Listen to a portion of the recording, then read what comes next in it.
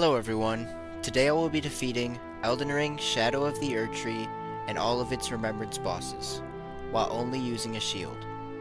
The shield of choice through this run will be the dueling shield, which I grabbed before I started the DLC, as I wanted to use it for Malenia. After finishing all the base game, I decided to pick up all of the various Scattertree fragments before fighting any bosses, and the two-handed sword talisman, which will help with attack power.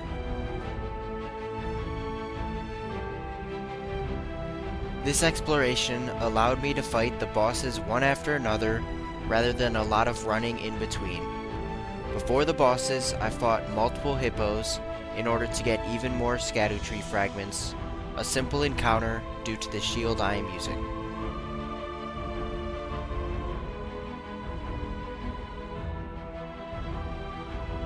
So after traversing through the realm of Shadow, I decided to fight Ancient Dragon Man in order to gain access to Jagged Peak. This fight is very simple, as the shield is amazing for NPCs. My attacks are slightly faster than his, allowing me to proc Frostbite and take this boss down quickly. Wanting to be at all the remembrance bosses at once, I went through Darklight Catacombs to fight Jory, which would allow me to progress to Midra way later within the run. This fight could have been a lot more difficult, but because I have a shield which can backstab, I am able to take advantage of certain moves and end this boss on my second try.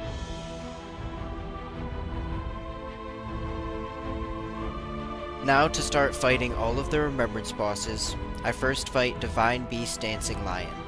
Throughout this video, I will be showing the full fight for the remembrances to show you the true power of the shield, as the game became significantly easier after picking up the dueling shield. I had a great start to this fight, but got more and more greedy as the fight went on, resulting in some hits. Even with that being said, I had 12 flasks to end the fight, showing this is one of the more simple bosses within the challenge.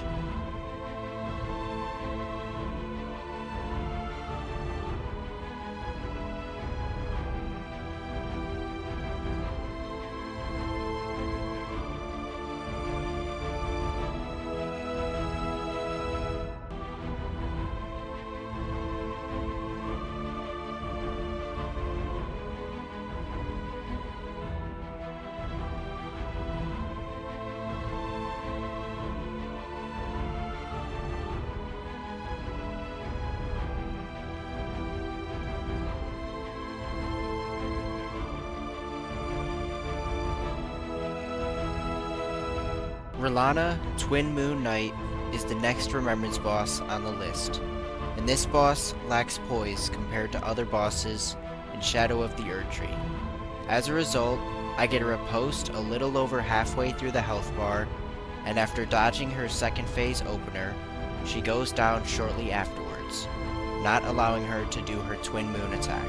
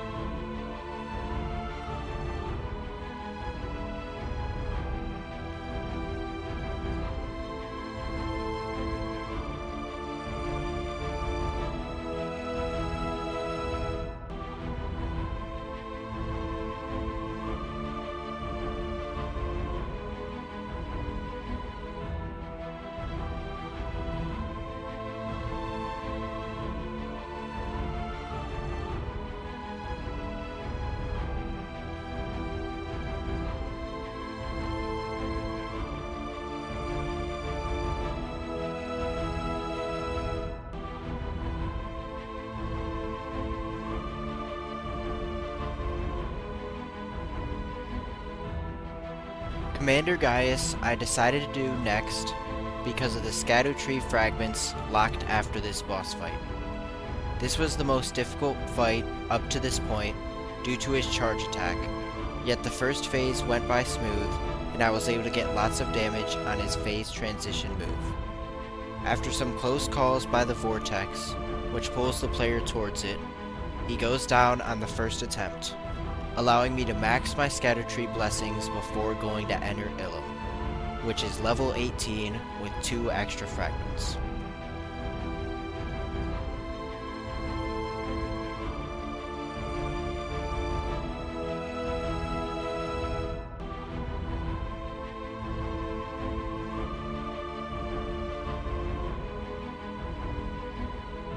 Erdtree Avatar is the next Remembrance boss I wanted to defeat, and looking back, Fire Affinity could have been more helpful to do a lot more damage, yet the Frostbite still gets value. Although this fight can take a long time due to the 3 different health bars the player has to deal with, his third phase has so many openings if the explosion can be dodged, and even with the final beams hitting me, I am able to take out the 4th Remembrance boss out of 11.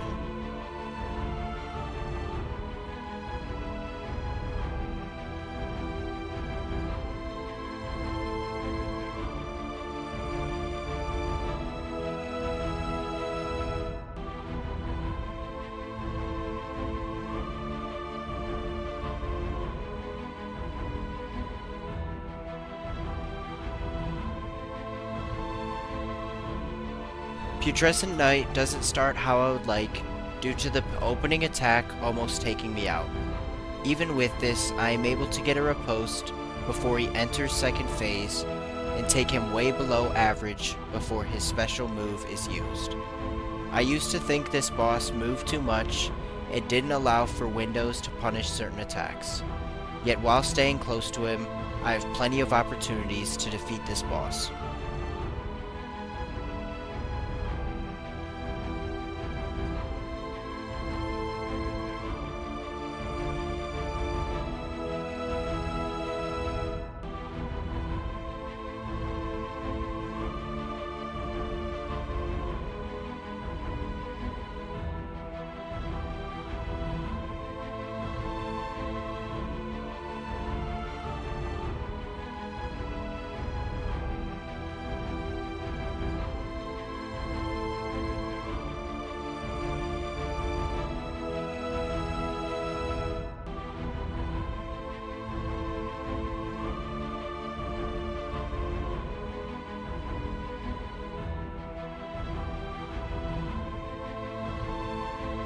Midra, Lord of Frenzied Flame, one of my favorite bosses within all of Dark Souls and Elden Ring, has some of the best visual effects and really makes the player feel as if they are fighting the Lord of Frenzied Flame.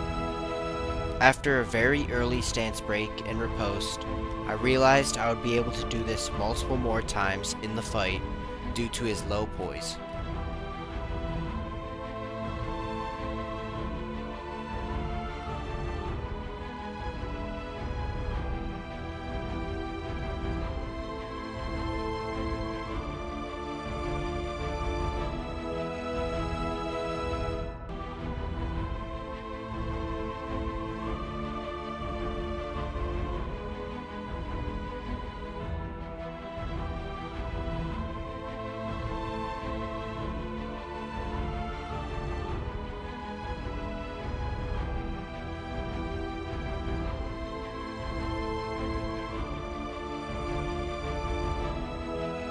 He entered Phase 2 afterwards, which proved to be slightly difficult, but with Cragblade and the added stance damage, I am able to get 2 more ripostes, proving Blade of Mercy could have been great in this fight.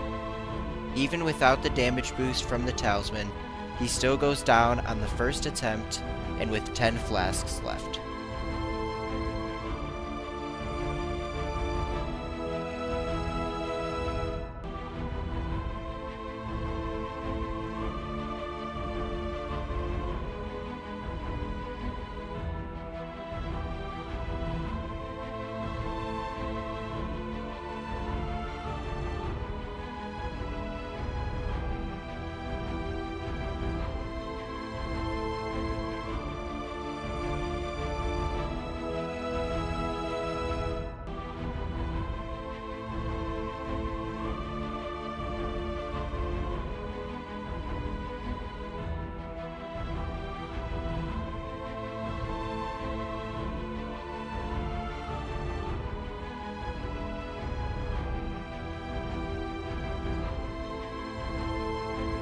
Romina, Saint of the Bud, is the first required remembrance boss that I will be fighting, saving Mesmer for later within the run. This shield's hitbox makes it very easy to hit Romina herself rather than the other parts of her body, allowing for quick frostbite procs and stance breaks. This surprised me the most about this shield, as it can stance break bosses at the same level as some other great weapons. Even with having poor positioning for some attacks, especially the phase transition, the rest of the fight goes as planned, ending in a stance break.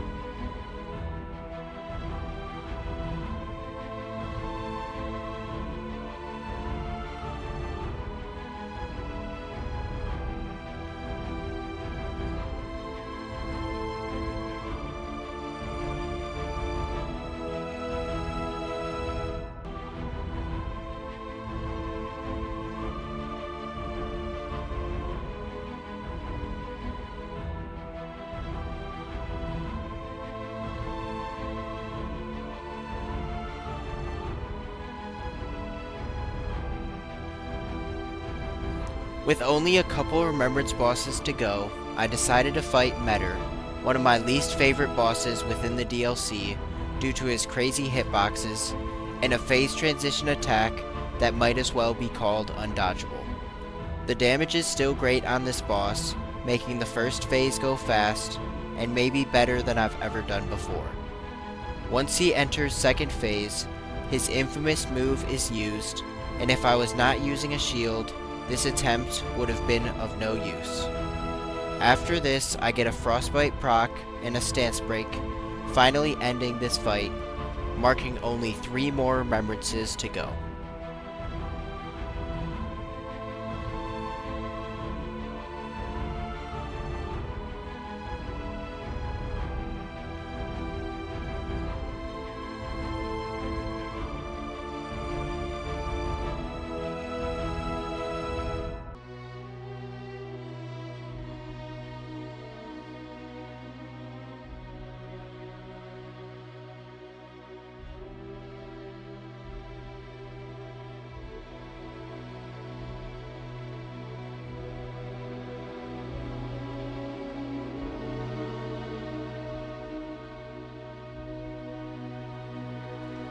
Wanting to save my favorite boss for last, which is Mesmer, I proceeded to fight Baal the Dread, one of the greatest dragon fights ever made. The beginning of this fight was flawless, getting a riposte before I was even hit once, and even making him enter second phase. Although my hitless streams ended shortly after this was one of the best Baal fights I have ever had, if not the best, only having to use 3 flasks, marking all of the optional remembrance bosses defeated.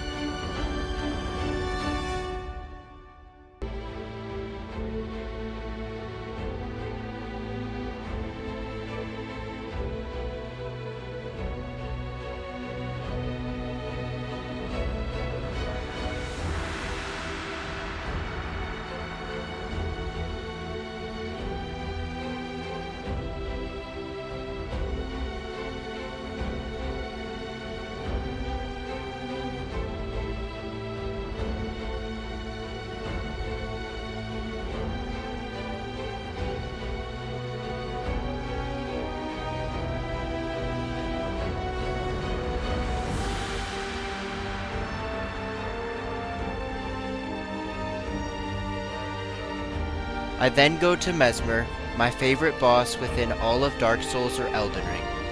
His moveset is very unique, yet very rewarding, and the visual effects as well as the music fit perfectly into this fight.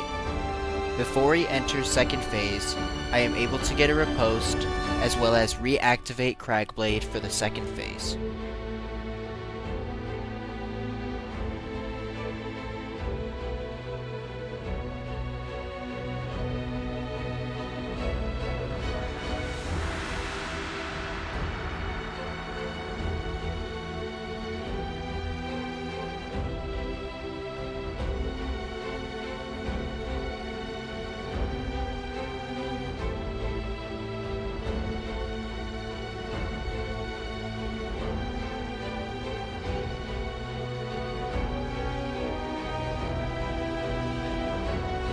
Although the second phase is more chaotic, I managed to do this phase hitless and end on a riposte, marking Enter Ilum as the only obstacle in order to finish this challenge. I then grabbed the remaining Scattertree fragments from Enter Ilum, maxing out the attack power I can do, and go on to fight the 3 NPCs, as I didn't activate Horn Scent for the Mesmer fight. Even with there being 3 enemies, the shield is very good against NPCs, and with Natan's help, I am able to finish them shortly afterwards.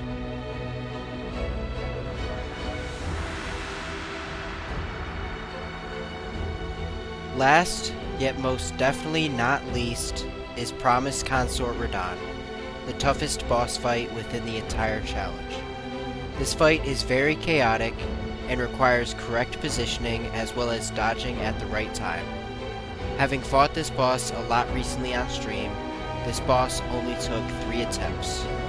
I had a great start, not having to use many flasks to start the fight, yet over time I get caught in a bad spot or not rolling correctly, resulting in some unnecessary hits.